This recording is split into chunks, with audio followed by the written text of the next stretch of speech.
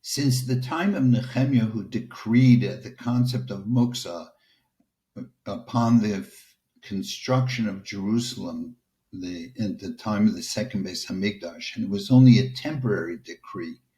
we have a concept in Yiddishkeit that when a decree is made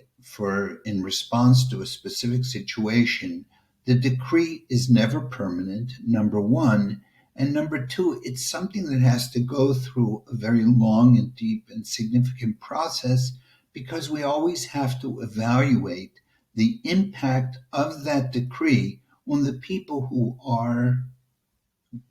urged to obey the decree.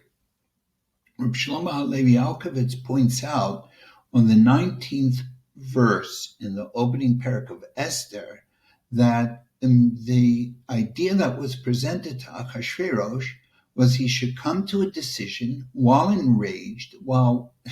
infuriated with Vashti and her refusal to humiliate herself publicly just for the king, that a royal command should come out, and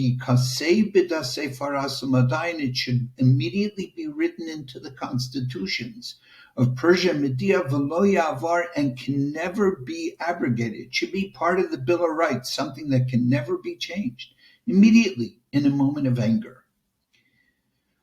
Torah is never something imposed in a moment of anger, in a moment of rage, or in a moment without deep, careful, and deliberate consideration. And that the fact that Esther had to fight for her book to be added to Tanakh,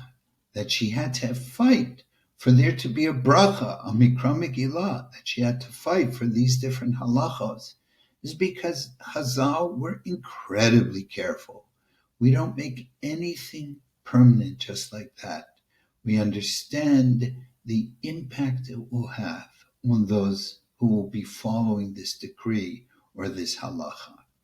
When we learn Esther, when we observe the mitzvahs of Purim, we are actually living